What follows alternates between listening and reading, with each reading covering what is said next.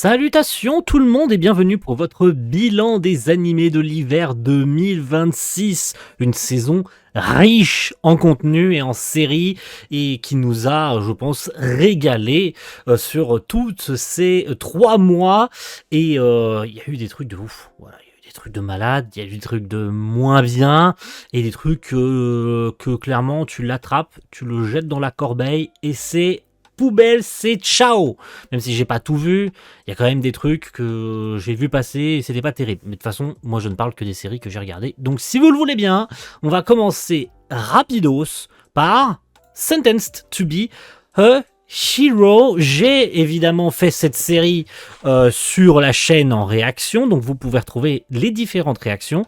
La saison 2 de Yushake est déjà annoncée, elle est tombée à l'Anime Japan, donc attendez cette suite avec impatience, bien sûr. On retrouvera Xylo, Theorita, Kivia et tous les héros, bien sûr, hein, que vous connaissez, que vous avez peut-être apprécié durant cette série, parce que c'était quand même sympa. Mine de rien, l'histoire était globalement cool, la prod était très très cool. Merci Hiroyuki Takashima et le studio Kai et toutes les équipes, même si niveau staff ça a quand même fait peur sur plusieurs semaines. Il y a eu des épisodes moins bons, ça c'est évident dans toutes les prods. De toute façon, il y a des épisodes un peu en retrait.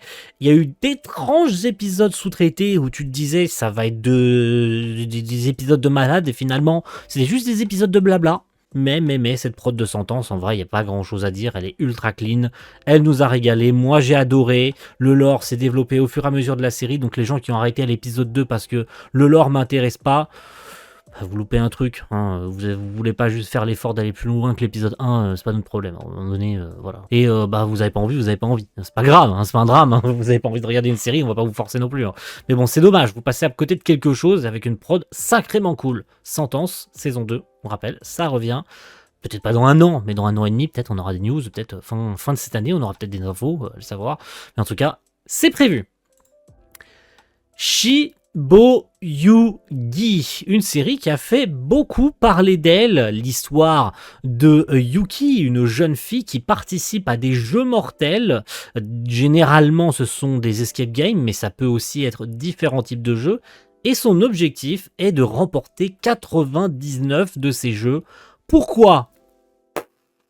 C'est jamais expliqué dans la série pourquoi elle, pourquoi machin. Alors, on voit plusieurs autres persos, parce qu'évidemment, elle n'est pas seule à participer à ces jeux, elle participe en groupe, et le but c'est de ressortir vivant. Je te fais pas un dessin d'un escape game, c'est d'en sortir. Hein. Parfois, il y a du temps limite, parfois non. La série joue énormément sur sa réalisation, on en parle dans quelques secondes, pour montrer le temps que durent les jeux, parfois sur un épisode, parfois sur plusieurs, notamment sur le gros premier épisode en fait qui est un seul jeu. Scénaristiquement, le souci que j'ai avec cette série, c'est que le premier épisode joue énormément sur le fait de t'impressionner, sur le contenu, d'être assez trash, malgré le fait que le sang soit censuré, et c'est vachement bien fait, ça fait partie intégrante de la série, et fur et à mesure, ça devient lentement mais sûrement chiant à crever, en fait. Le souci, c'est qu'on ne commence pas du début. Le premier épisode, on commence dès le 28e jeu de Yuki, lapsus, et puis après on fait ça dans le désordre, genre on revient quelques années auparavant quand elle participe à son 10e jeu, puis après on revient au 29e, puis il y a de nouveaux personnages qui vont évidemment se confronter à Yuki parce que Yuki n'est pas gentille au sens propre du terme, hein, elle fait tout pour remporter ses jeux, quitte à laisser des gens crever derrière elle. Il y a des épisodes qui tirent trop en longueur et des épisodes où tu aurais voulu que ce soit plus long. Et j'ai l'impression que la narration est mal branlée sur cette série. Et que ce soit les alliés de Yuki qu'elle rencontre dans les jeux, qu'elle ne connaît pas, ou celles qu'elle retrouve parce qu'elles ont... parce qu'elles se retrouvent dans des jeux, parce qu'elles ont déjà joué ensemble par le passé et que par la force des choses, elles finissent par se retrouver sur leur 30e jeu ou sur leur 35e jeu ou sur leur 72e jeu, peu importe, on s'en branle. On s'attache pas à elles. Passer l'épisode 1... tu vas enchaîner le 2, puis tu vas trouver le temps long, et après au bout du 12e, si t'arrives à la fin, ce que j'ai réussi à faire, hein, bien sûr, si je vous en parle, c'est que j'ai pas drop la série, c'est pas un mauvais moment à passer, mais je vais pas foncer la revoir avant très longtemps, sachant que, a priori, une suite est prévue en film pour Shiboyugi. Voilà, un film est prévu. Est-ce qu'il s'agit d'un scénario original, de la suite directe? J'ai cru comprendre que c'était la suite, le film, mais j'en sais pas plus. Est-ce qu'on l'aura chez nous? Il y a très probablement des chances que non, de toute façon, puisque c'était chez Netflix que la série était proposée avec un droit d'exploitation de Crunchyroll, qu'on s'entende bien, hein, qu'on vienne pas me dire ce que j'ai pas dit. Ensuite, un gros morceau, un énorme morceau de cette saison d'hiver, c'est une romance qui a beaucoup fait parler. Alors, il y a beaucoup de romances cette saison qui en fait parler, mais celle-ci, particulièrement plus que les autres. Et je vais vous le dire sincèrement, je ne comprends pas l'engouement derrière cette série. Il s'agit de You and I Are Polite Opposite. Oui, l'histoire de Suzuki et Tani qui sont, comme le nom de la série l'indique, oh là là, You and I, toi et moi, are polar opposite. Donc sommes deux polarités opposées, en fait, sommes deux opposés. Si on devait le traduire littéralement. Je n'explique pas pourquoi cette série est autant populaire alors que c'est franchement pas une révolution déjà scénaristiquement et visuellement non plus en fait. Alors c'est vrai que c'est quand même sacrément joli comme série, on va pas se mytho, on parlera de la réal et de l'animation dans quelques instants, mais niveau scénar franchement, alors c'est vrai que c'est dans le titre quand même, hein, tu peux pas être surpris du contenu, que ce soit Suzuki, la petite gale aux cheveux roses qui sort du lot, hein, bien sûr, et qui est extravertie, bien sûr, hein, disons-le, voilà, qui a des potes partout et tout ça, qui n'hésite pas à exprimer ce qu'elle veut, quand elle veut, sans avoir de retenue dans ses mots, et qui est tombée amoureuse de l'introverti de service, le méga Nekun, le gars à lunettes un peu lunatique et introverti, qui est Tani.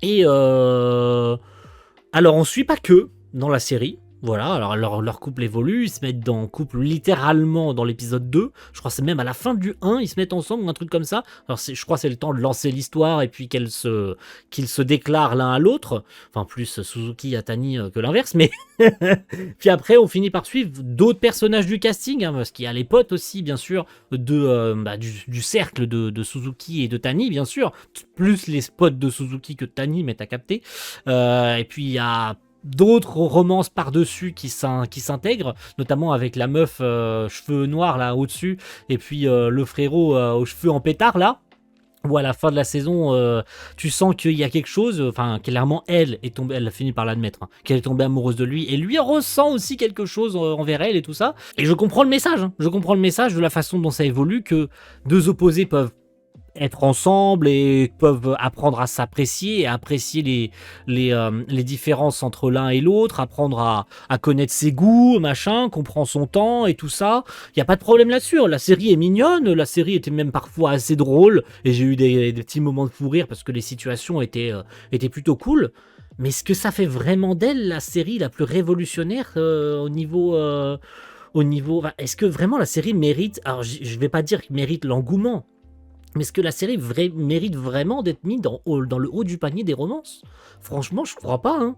Et du coup, pour passer sur la réalisation et l'animation, c'est pas non plus la série la plus belle niveau romance en fait. Alors on ne demande pas à une romance d'être comme The Danger in My Heart, être super beau, jouer sur les panoramas, jouer sur le compositing, jouer sur les points de vue des personnages, sur les rayons de soleil et tout ça. Tu vois, vraiment une vision perçante et un peu réaliste. Là, c'est tout mignon, c'est tout potelé, c'est un peu crayon de couleur en termes de réal. Tu vois, c'est tout mignon. Parfois, t'as Suzuki qui ressemble à rien, elle est toute rose, elle court dans son lit, et c'est pétant de couleurs de partout.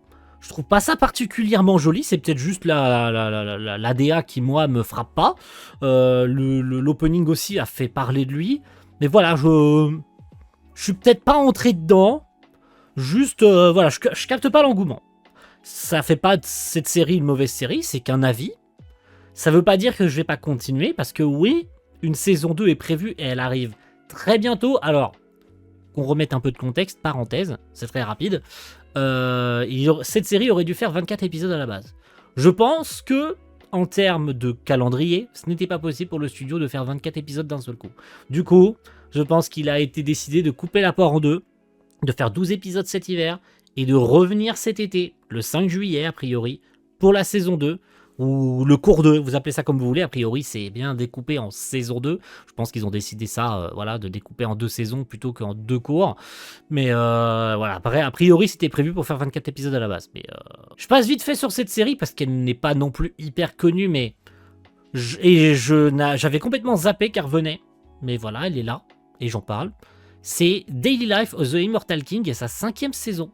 On retrouvait Wan Ling et cette saison 5 centrée principalement sur l'arrivée de sa petite sœur, Nuan, je crois, de souvenir, qui bien sûr est aussi surpuissante que lui, même si lui déjà est le maître incontesté de l'univers et qu'il a une puissance déjà démesurée à tel point que même le méchant qui devient un vrai danger pour la planète Terre et pour le monde entier ne fait pas le poids par rapport à lui et qu'il ne galère absolument pas à le battre. C'était mignon, retrouver les personnages qu'on apprécie dans la série. Moi j'aime suivre cette série, c'est archi populaire en Chine, parce que oui, si jamais ça vous avait pas frappé, c'est une série chinoise. Enfin à un moment donné on est à la 5e saison, donc je sais pas, comme si j'allais vous vendre la série à la 5e saison, c'est un peu tard. Hein. Il aurait fallu commencer il y a peut-être 4-5 ans, quand la série était sa première saison. Mais bon, je passe rapidos dessus, vraiment très très rapidos, mais j'ai kiffé revoir Sulong et surtout voir enfin un baiser entre Wan Ling et Sulong, hein, parce que putain, on l'attendait de pied ferme, hein, je vous le dis sincèrement. On n'espérait plus que ça arrive, mais c'est enfin arrivé, et surtout la petite sœur, et surtout ce qui arrive, parce que je pense qu'il y a une saison 6 qui arrivera, un de ces quatre, nous a surpris pour bien des raisons. Daily Life of the Immortal King. Je vous le recommande, même si c'est un peu tard. J'en suis navré. Vigilante, saison 2. Ah, une série, enfin une saison, une suite, un peu mou de la bite, parce que cette saison 2, bien sûr, Knuckle Duster n'est plus là après la fin de la saison 1, pardon. Du coup, Koichi et Popstep se retrouvent seuls à être les vigilantes de Naruhata. L'arrivée du nouveau méchant qui s'installe lentement et qui reviendra peut-être par la suite, même sûr et certain qu'il reviendra de toute façon, clin d'œil, par la suite. Après, on a l'arrivée d'Eraser, qui prend une petite place, oui, Eraserhead, le professeur de la classe A de UA, même si à cette époque-là, puisqu'on rappelle que Vigilance se passe avant My Hero Academia, en tout cas en grosse partie ça se passe avant, on découvre un peu son passé, et je trouve ça sincèrement très dommage qu'on apprenne ça maintenant, ou plutôt qu'on apprenne ça tout court, en fait, dans un spin-off. Parce que ouais, on apprend un petit peu ce qui est arrivé notamment à Shirakumo, qui est un personnage très important pour Eraser, pour Present Mike, pour les autres et tout ça. On apprend même tout le passé, en fait, tout simplement de cette petite bande quand ils étaient au lycée et qu'ils apprenaient à maîtriser leur alter. Pourquoi ce n'était pas dans My Hero Academia l'histoire principale, ça? Pourquoi est-ce qu'il faut aller dans un spin-off pour mieux comprendre l'histoire du perso?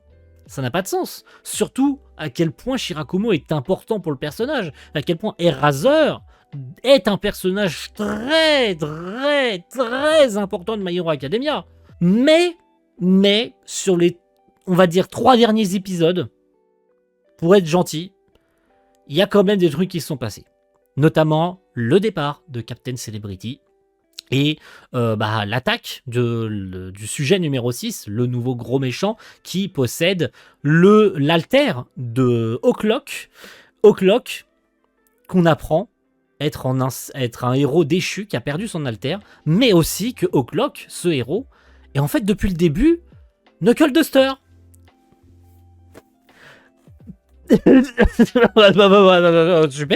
Super, merci beaucoup la série. On apprend ça comme ça, de but en blanc, qu'en fait, Knuckle Duster, depuis le début, c'est un ancien héros qui s'est fait voler son alter. Et que son alter, du coup, cet alter, s'est retrouvé dans un sujet de laboratoire, le sujet numéro 6, qui est le méchant actuel de Vigilante, en fait. Et qui se sont battus dans l'avant-dernier épisode, avec une séquence magistrale de Nakamura, une intervention bien sûr musclée et très impressionnante d'All Might pour sauver la Skytree et tout ça. C'était super. Mais ça arrive à la fin. Si des gens ont laissé tomber Vigilante à ce moment-là, ils ont loupé ça. Et ça fait chier. Pourquoi? Au beau milieu de la série, alors le flashback de Eraser c'était cool et tout, il y a pas de problème, hein, et je peux parler de la réal en même temps. Franchement, c'était cool. Alors c'était dans la continuité, c'était moins bien parce que encore une fois, on était dans le ventre mou et tout, mais le combat de le combat des Razors dans le flashback, un super épisode. Je crois qu'il y avait Tsushigami, je crois que sur l'épisode de souvenir, quand même un gros nom. Et bah je le disais là, hein, l'avant-dernier épisode avec l'intervention de Knuckle Duster face au sujet 6 et bien sûr la séquence de Nakamura qui pop comme ça sur Vigilante alors qu'il n'était pas là sur My Hero Academia, saison finale, et qui nous fait une séquence d'explosion de bâtiments incroyable. Bref, Vigilante, c'était un peu chiant, même pour pas dire globalement relou cette saison 2. J'espère qu'ils annonceront une S3, un de ces quatre, parce que non, elle n'est pas annoncée à la fin de la diffusion de la 2. Mais entre-temps, ça se trouve qu'entre le tournage et la sortie de cette vidéo, elle sera annoncée cette saison 3, mais je pense que ce sera pas tout de suite, parce que les lignes de prod, à mon avis, de Bones Film, elles sont occupées en ce moment par d'autres séries. Donc je crois que c'est Mariage Toxine, je crois, qui est chez Bones Film. Je me trompe peut-être, mais il y a une série chez Bones Film. Donc je pense que la ligne de prod chez Bones Film, elle est occupée à autre chose que Vigilante. Donc, mais ça reviendra peut-être. Ça reviendra peut-être pas cette année, peut-être pas l'année prochaine, mais ça arrivera, je pense, hein. Peut-être avant la fin de l'année, à la Jump Festa ou un truc comme ça, on aura peut-être l'info. Ça popera de nulle part, Vigilante S3 et tout. Ça me semblerait pas déconnant que ça revienne de toute façon, vu le teasing à la fin de la saison. Et voilà, c'était globalement cool, mais pas la meilleure saison de Vigilante. J'ai préféré la première, très largement. Ah, mon bébé. Mon bébé, mon bébé, mon bébé, mon bébé, je t'ai aimé, tu vas nous manquer, mais tu reviens bientôt. Free saison 2. Je vais pas m'attarder trop longtemps sur le sujet parce que globalement tout a été dit sur Free saison 2. J'ai terminé le résumé de Free saison 2 il y a pas si longtemps. Mais Free saison 2, pour revenir brièvement dessus, scénaristiquement, c'est une saison de transition. Ça a été dit avant sa diffusion. Les lecteurs du manga comme moi savaient ce qu'il allait y avoir dans cette saison et la raison pour laquelle cette saison était plus courte. On l'a dit et redit, ça n'a pas empêché les gens de dire il se passe rien dans cette saison de Free pourquoi ils ont fait que 10 épisodes, je sais pas utiliser mes deux neurones. Arrêtez de vous comporter comme des gosses de 8 ans qui veulent juste rage-bait sur la série. On a compris que vous aimiez pas, donc passez à autre chose et arrêtez de nous casser les couilles. Cette saison 2 de Free pour les lecteurs du manga, elle était incroyable. En tout cas, le réalisateur qui a pris le relais du premier de la saison 1, parce que oui, le réalisateur est plus le même sur la saison 1 et la saison 2, et bah, très bien pris le relais, et par pitié que ça ne change pas pour la saison 3 qui arrive en octobre 2027. Et oui, il y a une saison 3 qui a été annoncée directement avant même la diffusion de l'épisode final. On savait que ça arriverait. De toute façon, alors on s'attendait pas à ce que ça soit annoncé tout de suite, parce que le manga a toujours pas repris à l'heure actuelle. Donc évidemment, et c'est la raison pour laquelle en fait cette saison 2 était courte, parce qu'il ne pouvait pas aller trop vite. Et forcément, ça arrive en octobre 27, donc ça sera avant longtemps, et peut-être que le manga aura eu le temps de reprendre entre-temps. Peut-être. Allez savoir si la santé des auteurs va mieux dans quelques mois, peut-être que ça reprendra, on ne sait pas.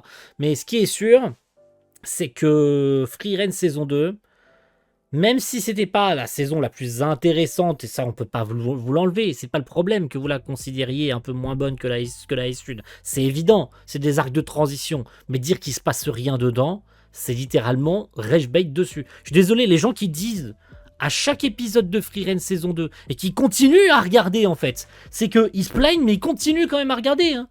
Enfin, vous faites du mal tout seul, hein, parce qu'à vous entendre, vous plaindre sur les réseaux, c'est une torture à regarder, hein. Personne ne vous force, personne ne vous a attaché sur votre siège, personne ne vous a attaché à votre lit pour vous forcer à regarder, hein. Et il y a du review bombing sur la série, parce que c'est drôle de review bombing une série, apparemment. Non, mais bon, c'est pas grave. Je traîne un peu trop en longueur sur Free mais en même temps, c'était une saison trop cool, je l'ai adoré. On revient en octobre 27 et on emmerde tous les détracteurs de cette série qui la détestent. On vous déteste aussi, de toute façon, donc ça ne changera rien. Et ça va être la même chose pour cette saison 3 d'Oshinoko. bien évidemment, énorme banger que nous a pondu Doga Kobo sur cette avant-dernière saison. Parce que oui, la saison 4 a été annoncée, qui sera la dernière. Oh, quelle surprise. Voilà, non. que Oshinoko soit la dernière saison. Mais putain, quel banger nous a pondu Doga Kobo sur cette saison 3. C'était pas non plus les événements les plus intéressants, mais malgré tout, on s'installe lentement et sûrement sur le final de la série. Donc vous vous doutez bien ce qui va se passer. Hein. Je vais pas besoin de vous faire un dessin, même si vous n'êtes pas animé, enfin, même si vous êtes animé only, je vous fais pas un dessin sur les événements. Bah, il va y avoir le tournage du film, 15 ans de mensonges, parce que évidemment cette saison 3, ça a été essentiellement Ruby en avant, puisque Aqua avait globalement pris un peu de recul sur les événements, était en paix en fait avec lui-même et avec ce qui s'était passé, mais pas Ruby. Non, non, non, Ruby elle a monté les échelons, Ruby elle a fomenté des plans de plus en plus barbares pour grimper dans le show business, aidé par, on rappelle, Saito, qui lui a trouvé des contrats et tout ça. Ça se passait mal évidemment avec Kana, avec son petit arc dédié au scandale de Kana. Puis retournement de situation avec Akane, avec le fait qu'elle retrouve enfin le vrai père de la famille Oshino, bien évidemment Kamiki Hikaru, qui est retrouvé, ça y est, on apprend officiellement son identité. Puis arrive, je le disais, le scandale avec Kana, puis arrive la révélation que fait Aqua aux journalistes pour dévoiler leur identité et leur lien de parenté avec Ai, qui fait globalement énormément de bruit. Révélation du projet 15 ans de mensonges, qui était déjà... Faut le savoir que, en fait, je crois, de souvenir, la série animée, c'était dans la saison 1, avait déjà spoilé le nom de Kamiki Hikaru. Je vous conseille de revoir une scène très précise dans la saison 1 où on zoome sur le PC de Kotanda et en fait on voit le nom de Kamiki Hikaru. Il y avait déjà un énorme spoiler. Et puis bien sûr, ce qui se passe à la fin, la séparation entre Aqua et Akane, qui était partie se débarrasser elle-même de Kamiki, donc que Aqua replonge dans ses horreurs.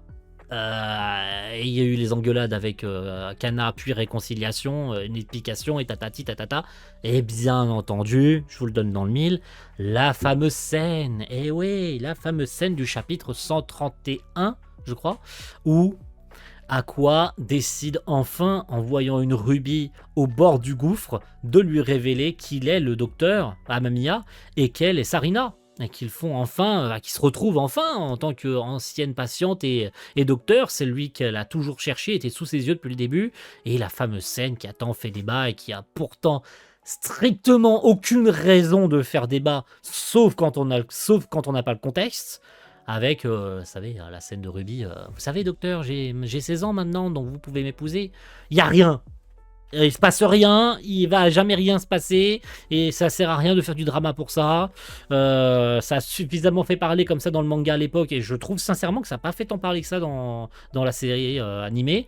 Alors, parce que 80% certainement avaient déjà lu le manga, donc connaissaient déjà la scène, donc il n'y avait pas de raison d'en faire des caisses. Et je crois que les animés only n'ont pas non plus tant fait de bruit que ça sur cette scène. Évidemment, ça l'a remise en avant, et ça en a très brièvement refait parler avec les passages du manga et tout, et quelques scènes où à l'époque la traduction était faite à la zob, où ça en avait fait parler aussi, notamment la scène où Ruby boit le jus d'orange de Aqua. J'ai pas envie de me souvenir de ça, mais c'est pas grave. Oshinoko, c'était incroyable, c'était phénoménal. Merci beaucoup à Doga Kobo et à cette ligne de prod vraiment monstrueuses qui nous ont pondu une masterclass absolue, et le final va en être des plus incroyables. Et j'espère que vous allez l'aimer ce final, hein. Y a pas intérêt à ce qu'il y ait des commentaires négatifs sur les réseaux, sinon ça va pas. Médailliste et sa seconde saison. Oh mon dieu, que c'était court. C'était court. C'était trop court même. Putain. Le tournoi où évidemment notre cher Inori se qualifie, où enfin Elle va pouvoir participer au tournoi national, je crois, de souvenir, pour affronter Kamisaki Hikaru. Et ça a été globalement assez déjà court, parce que la saison n'a fait que 8 épisodes, et on se doute de pourquoi.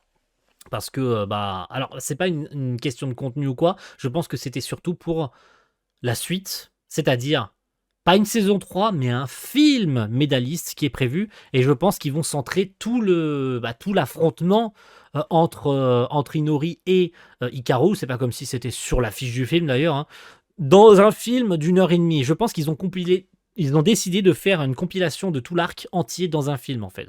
Et ils auraient eu trop peu de temps pour le faire dans cette saison 2 en fait. Et je pense qu'ils ont décidé de faire cette saison 2 plus courte pour faire un film dédié entièrement à l'arc. Je pense que c'était le choix fait, et de toute façon, hormis le tournoi, c'était surtout de l'entraînement. Essentiellement de l'entraînement pour Inori, comprendre ses défauts, se préparer pour le tournoi et mieux comprendre les forces qui seraient à sa disposition pour surpasser Hikaru, c'est-à-dire apprendre le quadruple Salco, qui est une figure très très dangereuse, mais qui pourrait lui rapporter la victoire si jamais elle la maîtrise. Et pour passer sur la réal et l'animation, c'est vrai que c'est un truc où j'ai pas parlé sur Oshinoko, parce que de toute façon, tout le monde le sait, à quel point c'était beau de toute façon. Passons vite fait là-dessus. Sur Medalis saison 2, quelle merveille, encore une fois. Un exceptionnel travail du studio NJ et de son département 3D qui nous ont encore une fois mis sur le cul. Encore plus que la S1, je pense. Il y a vraiment des séquences exceptionnelles. Juste le passage sur Inori, déjà, tu verses les larmes en fait. Vraiment, c'est juste incroyable. Le perfect. Je pense que le perfect, c'est le mot de cette saison. Vraiment, en termes d'animation, c'est juste incroyable. La 2D est peut-être un peu en retrait. Et encore, je me rappelle de l'épisode où, vous savez, on avait plusieurs représentations en un seul épisode. On avait genre 4 ou 5 représentations en même temps. Et je crois que la plupart d'entre elles étaient faites en 2D. Alors je ne sais pas sur quoi ni comment ils ont fait. Je pense que c'est certainement juste des animateurs très expérimentés qui ont animé chacun d'entre eux, parce que chacun d'entre eux a été animé par un animateur différent. Mais c'est de l'excellent travail. Franchement, il n'y a pas grand chose à dire de plus. NJ a fait un boulot absolument monstrueux, et il prouve encore une fois que les séries de patinage artistique, en dehors de l'excellent Yuri on Ice en termes d'animation, parce qu'en termes de scénario, c'est encore autre chose, j'ai pas fini Yuri on Ice, mais que Medalis s'installe en maître dans les séries de réalisation, enfin de patinage artistique. Personne ne le surpasse, même en termes de séries de sport en elle-même, elle se place vraiment dans le très haut panier. Sincèrement, j'ai pas peur de le dire. Medalis, c'est du très très haut niveau. Déjà que le manga a explosé après ça. J'ai vu énormément de gens parler de Medalis sur les réseaux sociaux après ça. J'ai vu beaucoup de planches du manga et tout ça après ça. Vraiment dans ma TL, j'ai vu énormément de passages du manga après ça, et des gens qui commençaient à lire et à découvrir la suite de Medalis après la saison 2. On est béni sur cette série. Merci pour tout, franchement, merci pour tout pour Médaliste. Et on attend le film avec impatience. Ça arrivera pas chez nous, il y a très peu de chances que ça arrive de toute façon. C'est sur Disney+, donc Disney ne mettra pas le film au cinéma, ils s'en battent les couilles de l'animation japonaise de toute façon, on rappelle. Mais bref. Jujutsu Kaisen, saison 3, The Killing Game, donc la traque mortelle, la traque meurtrière, vous l'appelez comme vous voulez, on s'en branle royalement. Et sa partie 1, alors une première partie en dents de scie, scénaristiquement parlant, pour plusieurs raisons, même si j'entrerai pas dans les détails, parce que je connais pas assez Jujutsu Kaisen et je m'implique pas assez dans Jujutsu Kaisen pour commencer à rentrer dans les détails. Je vous avoue, je m'en branle royalement en réalité de Jujutsu. Je regarde simplement parce que les épisodes sont jolis et parce que il y a des trucs sympas à voir, et parce que j'ai envie de suivre les aventures, de continuer à suivre les aventures de Yuji. J'ai les 2 premières saisons, j'ai le film en Blu-ray, enfin voilà, j'ai Jujutsu entièrement en Blu-ray, donc évidemment si je suis, c'est que c'est pas pour rien, tu vois. Mais malgré tout, cette saison, alors elle était sympa, franchement. On va pas se mytho, hein. Gosso, on va le résumer en Gosso parce que c'est Shota Goshozono, bien sûr. Le réalisateur est l'unique storyboarder de cette partie 1 de Jujutsu. Bah, c'est le début de la traque mortelle, donc explication des règles. Donc déjà, la transition entre la fin de la saison 1, notamment Yuji qui est recherché par Yuta, l'énorme beau gosse, le meilleur perso de Jujutsu Kaisen, j'en ai rien à branler. C'est vraiment le meilleur perso, c'est pour ça que j'ai adoré le film d'ailleurs Zero, parce que vraiment Yuta en perso principal, je sais même pas pourquoi Yuji est le perso principal de cette merde. Pourquoi c'est pas Yuta le perso principal? Parce qu'il pète la classe, il a un flot de gros bâtards, ce gros enculé. Voilà, je l'adore, je t'aime, mon bébou. Il a un flot d'enculé. C'est pas moi, c'est pas de ma faute, hein, s'il a un flot, hein. Mais c'est comme ça, hein, Yuta a un flot de bâtard. Hein. Mais le revoir, déjà, ça fait archi plaisir. Et voilà, il y a eu le fameux épisode, pour revenir brièvement sur quelques événements, le fameux épisode de Maki, qui a beaucoup fait parler pour des raisons à la fois stupides et à la fois stupides. Ouais, en vrai, je pense pas avoir mieux à dire que ça, parce que les comparatifs de notes à la con, là, entre les Japonais et les Européens, là, où c'est qui est la plus grosse, et nous on met 8 et eux ils mettent 6, parce que c'est une femme à l'épisode, il y a que des, enfin, c'est une femme dans l'épisode, allez bien vous faire foutre, voilà, l'épisode était incroyable, la réal était incroyable. Osez dire que les storyboards de Gosso ne sont pas ambitieux, j'ai croisé un menteur là, franchement je m'assois, c'est trop. Franchement c'est n'importe quoi. Les gens qui disent que les boards de Gosso ne sont pas ambitieux, franchement j'ai pas vu de plus grands mythos que vous. Vous êtes pire que les haters de Frieren. Hein. Vous êtes pire que les haters de cette série. Hein. J'ai jamais vu de plus gros haters que sur Jujutsu Kaisen ces dernières années. Hein. Vous êtes les haters originels. Si, peut-être. Il y a peut-être eu pire. C'était sur SNK, peut-être, qu'il y avait les pires haters de la Terre. Mais depuis que SNK est terminé, les gens se sont retournés sur Jujutsu pour cracher dessus ouvertement. Il y a des choses moins bien dans Jujutsu, genre en termes d'explication et de lore. Franchement, on se fait une branlette intellectuelle dessus, parce que franchement, Jujutsu, à part balancer un épisode entier d'informations à la zob, sans que personne ne comprenne strictement rien, en impliquant énormément de codes scénaristiques et les règles de la traque mortelle, où personne n'a rien compris, et personne n'a de toute façon rien à branler des règles, parce que c'est jamais utilisé vraiment. En fait, les règles, alors c'est bien, il y a 9 règles, mais en vrai, une seule d'entre elles est importante, et c'est peut-être celle sur laquelle on aurait dû s'imbriquer le plus. J'ose imaginer, bien sûr, qu'il y a des choix scénaristiques qui sont faits, parce que il faut de toute façon les expliquer, c'est dans le manga, donc il n'y a pas le choix, il fallait faire un épisode, même un épisode entier, qui est clairement le moins bien noté et le moins apprécié pour des raisons logiques, parce que on s'en branle déjà de 1, et de 2, c'était chiant à crever. Voilà. Et bien évidemment, les gens qui se plaignent des épisodes qui sont over-animés parce que c'est beau. Alors certes, ça raconte rien, à part que les personnages se coupent avec des sabres ou qu'ils se foutent sur la gueule. Et entre deux, il y a l'épisode d'Iguruma. Et les épisodes d'Iguruma étaient cool. Alors, il disparaît après ça. Et en fait, à un moment donné, j'ai atteint un stade où je n'avais plus lu le manga. Je me rappelais très bien du combat de Yuji contre Iguruma parce que je m'étais arrêté là dans le manga. Je crois que j'avais pas passé. Je savais même plus comment le combat se terminait. Je crois que j'avais drop le manga à ce moment-là. Et j'ai bien fait parce que putain, la suite, c'est pas mieux. Hein. Sincèrement, les combats. À part que ça fasse boum boum et que ça soit hyper joli et qu'on s'en prenne plein la gueule niveau animation, et c'est franchement pas ça ce sur quoi on va critiquer. Est-ce qu'il y a des critiques sur l'animation ? Oui, et allez bien vous faire foutre. Parce que franchement, on vous sert du caviar et vous vous plaignez. À un moment donné, Mappa, il faut qu'ils arrêtent de vous servir du caviar. Hein. C'est donner de la confiture à des cochons à un moment donné. On peut rien pour vous. Encore une fois, les haters originels. On a vraiment le cul entre deux chaises avec Jujutsu Kaisen de toute façon, et ce depuis la saison 1. Mais on a eu le traditionnel harcèlement pour que Gosso s'en aille. Quand Gosso s'en sera parti, les gens vont être contents. Puis quand il va y avoir un nouveau réal, il sera craché dessus parce que, oh là là, c'est storyboard ou sa réalisation n'est pas originale. En fait, encore une fois, hein, on sert du caviar à des cochons. Hein. Jujutsu, c'est peut-être pas la meilleure série de la Terre, ou c'est peut-être pas le scénario le mieux écrit de la Terre, c'est peut-être juste le putain de shonen Neketsu numéro 8000 avec un scénario générique. Peu importe comment vous le considérez, c'est pas mon problème, je m'en fous, je suis pas là pour ça. Et vous mettez votre pouce rouge et vous vous barrez, hein, de toute façon, si ça vous plaît pas, j'en ai rien à foutre.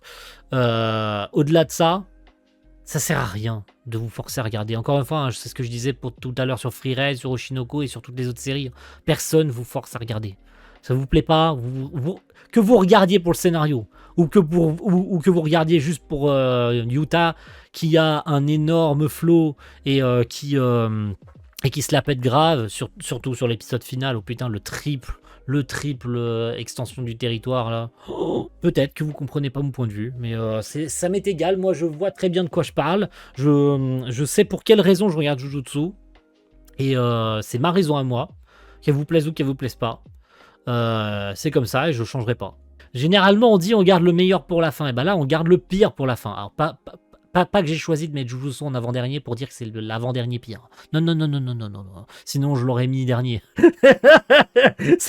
Voilà, je ne place pas mes séries en fonction de mon appréciation. Je les mets un peu dans le désordre, je vous le cache pas, je m'en fous. Hein. Mais évidemment, vous vous en doutez, on parle de Fire Force saison 3 et de sa partie 2. Donc Fire Force saison finale partie 2. Que dire? Que dire si ce n'est que c'est une meilleure partie que la partie 1. Ça, de toute façon, c'est évident. Hein. Je vous rappelle qu'on est sur le dernier carré de l'histoire, donc la fusion avec la Dora, le cataclysme qui arrive, hein, bien sûr, et l'instauration des piliers restants, ce qu'on apprend sur Amaterasu et sur la clé, je sais plus comment, la clé d'Amaterasu, tout simplement, en fait, hein, voilà. Les hommes en blanc qui finissent par atteindre leur objectif et déclencher la catastrophe. Les différents combats entre les différents doppelgangers des personnages les plus importants des différentes factions de pompiers.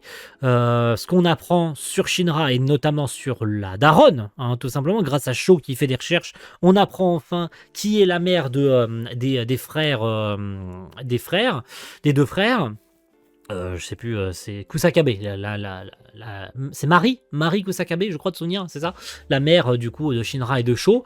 On apprend enfin comment elle leur a donné naissance, qui sont-ils en réalité, pourquoi est-ce qu'ils sont nés.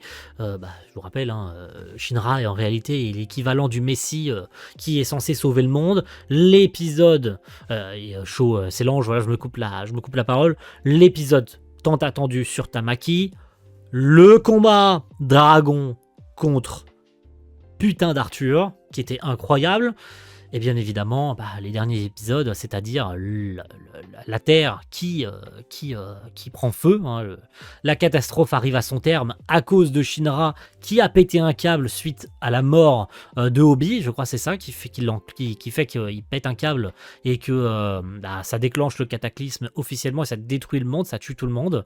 Donc voilà, la Terre est détruite, et spoiler non du coup, hein, parce que c'est un peu compliqué, hein, je vous avoue, hein, et c'est l'une des principales raisons pour laquelle cette saison finale et globalement, hein, cette saison finale est une catastrophe scénaristique, c'est qu'il n'y avait pas le temps. Voilà pourquoi je dis que c'est une déception, c'est qu'il n'y avait pas le temps. C'est mieux en termes de réal, c'est infiniment mieux en termes d'animation que la partie 1. C'est évident, de toute façon ça se voit. Il y a des studios, notamment le studio 4Walk, dont fait partie Kazuhiro Miwa, l'un des animateurs principaux des 2 premières saisons de Fire Force, qui est revenu. Il y a eu de gros épisodes, je pense à l'épisode de Dragon contre Arthur bien sûr, qui était fou. Il y a eu quand même très très belle séquence, l'apparition de Shinra Banchoman bien sûr, et puis la fin de Fire Force, elle est incroyable. Alors, c'est dommage, hein, que l'animé sera un peu oubliable par rapport à ça. C'est que la fin est génialissime. Moi qui suis un lecteur du manga et qui ai lu le manga depuis genre 2 ans peut-être, la fin je l'ai trouvé incroyable. La fin de Fire Force, c'est vraiment un banger absolu. Je vous le fais dans le mille. Hein. Fire Force était depuis le début un préquel. Si ça vous avait déjà pas frappé, hein, depuis longtemps, Fire Force est un préquel à Soul Eater. Ce que crée Shinra, on rappelle qu'il crée quand même la mort, donc il crée littéralement le dieu de la mort, Shinigami, hein, qui est le même Shinigami que dans Soul Eater, Et en fait, ce qu'il crée, c'est littéralement le monde de Soul Eater, en fait. Voilà. Et on voit littéralement Maka, le personnage principal de Soul Eater à la toute fin. En fait, la fin de Fire Force est une porte ouverte à aller lire, ou à aller regarder, vous faites ce que vous voulez, mais a priori, je dirais plus, vous allez lire Soul Eater, qui est sorti, on rappelle, avant Fire Force. Donc oui, d'abord, Okubo a écrit Soul Eater, puis ensuite, il a écrit un préquel à Soul Eater. C'est ouf, c'est vraiment oufissime. Voilà, bon, on l'avait vu venir depuis des mois et des mois déjà dans le manga, on l'avait vu venir, hein. Rien qu'avec la lune et tout ça, on l'avait vu venir que c'était ça.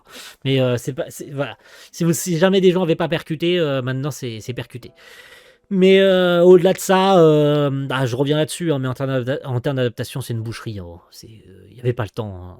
On le dit, on le répète, hein, il aurait fallu une saison de plus. C'est pas 12 épisodes qu'il aurait fallu, c'est probablement 2 saisons de 24 pour adapter correctement tous les événements. Je ne compte pas le nombre de dialogues skippés, le nombre de scènes skippées, le nombre de combats skippés. Les combats contre les doppelgangers, c'est quand même franchement dommage. Hein, le combat notamment de Benimaru contre l'ancien chef d'Asakusa, hein, le vieux, hein, Gigi, vous savez, hein, l'ancien dirigeant des pompiers d'Asakusa. Le combat est expédié, ne parlons même pas du combat de Benimaru contre son propre doppelganger, qui est littéralement skippé et où il le one-shot. Je me rappelais pas que dans le manga, il le one-shotait comme ça en 2 pages, ou en tout cas en 2 minutes chrono, le combat a été plié, et ne parlons pas des autres combats des autres doppelgangers qui sont tout simplement skippés. Voilà.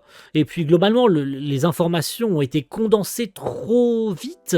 Je crois même qu'il y a eu des réécritures un petit peu, notamment par rapport à Dragon contre. Alors l'épisode a fait débat. Hein. L'épisode de Dragon contre Arthur, il a fait débat alors que l'épisode est très bien. Voilà, il n'y a pas, tourné. Enfin, il n'y a pas grand chose à dire, le combat était cool, même s'il est plus court, parce que bien évidemment, il fallait tenir ça sur 24 minutes, donc il y a quelques passes d'armes et quelques passages, notamment le début du combat sur Terre qui a été énormément raccourci pour se concentrer sur le combat dans l'espace. Mais est-ce que ça en fait un mauvais épisode pour autant? Non. Il est très beau en termes d'animation, en termes de DA, en termes de choix. Il est très très bien cet épisode de Fire Force. Mais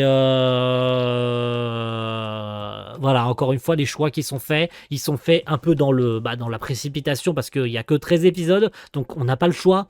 On doit condenser parfois 9 chapitres en un seul épisode, ce qui est énorme. Je vous laisse calculer. Hein. Ça fait à peu près 180 pages. Ça fait quasiment un tome entier en un épisode, en fait. Voilà. Si on devait résumer, hein, si on est sur un chapitre de 20 pages, 9 chapitres, ça fait 180 pages, en fait.